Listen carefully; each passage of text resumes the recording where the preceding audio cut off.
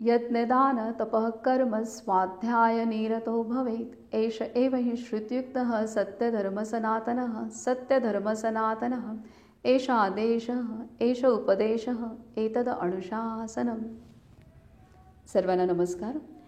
आज आपण श्रीमद भगवद्गीतेतील अध्याय 17 त्यामधील श्लोक क्रमांक 11 पाहणार आहोत. त्यामध्ये भगवान श्रीकृष्णांनी सात्विक यज्ञ कसा असतो ह्याचं सुंदर वर्णन केलेलं आहे आणि माऊलींनी त्यावरती अत्यंत सखोल असं भाष्य केलेलं आहे. ते आपण समजून घेऊया. अफलाकांक्षीभियज्ञो विधी दृष्टो य इच्छते इष्टव्यमेव इति मनः समाधाय स सात्विकः. अर्थात यज्ञ करणे माझे कर्तव्यच आहे अशा निश्चयाने फलेच्छारहित शास्त्रानुसार यज्ञ जो करतो तो सात्विक यज्ञ होय.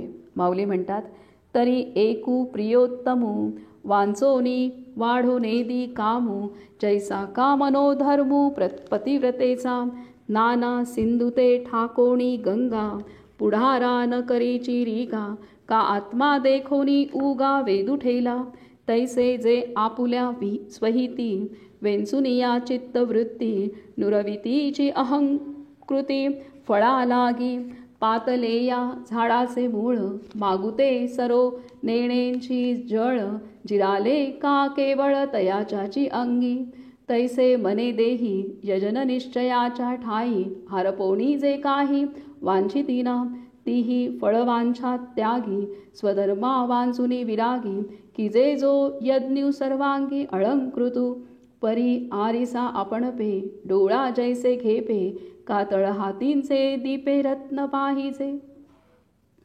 नाना उदिके दिवा करे गमावा मार्गू दीठी भरे तैसा वेदू निर्धारे देखोनिया तिये कुंडे मंडप वेदी आणि कही संभार समृद्धी ते मेळवणी जैसी विधी आपण पा केली सकळा वयव उचिते लेणी पातली जैसी अंगाते तैसे पदार्थ जेथींचे तेथे विनियोगुनी काय वाणू बहुती बोली जैसी सर्वाभरणी भरली ते यज्ञ विद्याची रूपा आली यजनमिषे तैसा सांगो पांगू निफजे जो यागू नुठवूनिया लागू महत्वाचा प्रतिपाळू तरी पाटाचा झाडी की जे तुळसीचा परिफळा फुला छायेचा आश्रयो नाही किंबहुना फळाशे विन ऐसे या निगुती निर्माण होय तो यागू जाण सात्विकू गा.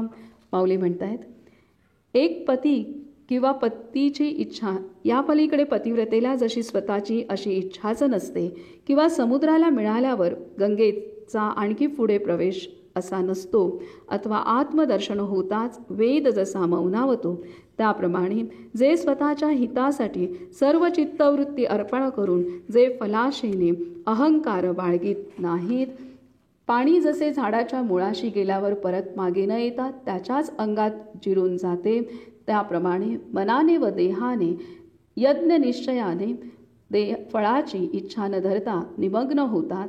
केवळ स्वधर्म अन्न कशाच्याही इच्छेकरता नव्हे अशा वैराग्य वृत्तीने ते तो यज्ञ सर्वांगाने यथासांग करतात. परंतु आरशात आपले स्वरूप जसे आपल्या डोळ्यांना दिसते किंवा तळहातावर असलेले रत्न जसे दिव्याने पाहावे किंवा सूर्योदय झाल्यावर आपला इच्छित अगर कोणताही मार्ग जसा स्पष्ट दिसतो तसा वेदाज्ञेचा निर्णय पाहून जे ते कुंडे मंडप वेदी व आणखी लागणाऱ्या सामुग्रीची सिद्धता तयारी करतात ती अशी की जणू ब्रह्मदेवाने स्वतःच अवतरून ती स्वतःच केली आहे असे वाटावे. सर्व देहाचे अवयव यथायोग्य आभूषणांनी जसे शृंगारावेत तशी यज्ञाची सर्व सामग्री जिथल्या तिथे मांडतात. त्याचे आणखी किती वर्णन करावे. यज्ञाच्या निमित्ताने सर्व साहित्यासह साक्षात यज्ञविद्याच जेथे अवतरली आहे असे वाटते. त्याप्रमाणे कोणताही विशिष्ट हेतू न बाळगता जो यथासांग यज्ञ केला जातो. फळ फुल छाया यांपैकी काहीही प्राप्ती नसलेली तुळशीची झाडे लोक जशी पाटाच्या पाण्यावर रक्षण करतात किंबहुना फलाशेविन अशा दक्षतेने जो यज्ञ केला जातो तो सात्विक म्हणावा. स्वधर्माचं आचरण केलं असता आपणाला मोक्षप्राप्ती होते, अर्थात आपण कर्मबंधनातून मुक्त होतो. असा उपदेश श्रीकृष्ण आपणाला सर्वांना करत आहेत. आणि त्यासाठी प्रत्येक कर्म करत असताना आपण फळाची इच्छा न ठेवणं आणि मी हे कर्म केलं आहे असा कर्तृत्व मद न ठेवणं हे मार्गदर्शनही आपणाला करतात. यज्ञकर्म करणं हे स्वधर्माचरणातील प्रधान कर्म आहे हे आपणाला कर्मयोग अध्यायामध्ये सांगितलेलं आहे.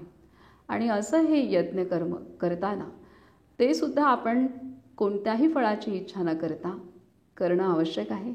आणि यज्ञ करताना वेदांनी सांगितलेले सर्व नियम आणि त्यांनी सांगितलेल्या साहित्याचाच वापर करून आपणाला यज्ञ करायचा आहे.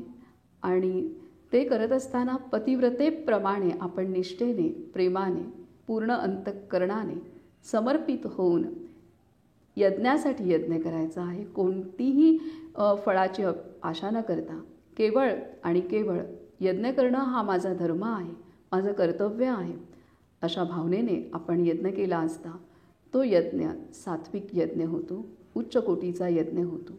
तर जरूर आपण सर्वांनी अशा प्रकारे यज्ञ करून, अग्निहोत्र करून आपल्या जीवनाचं कल्याण करावं.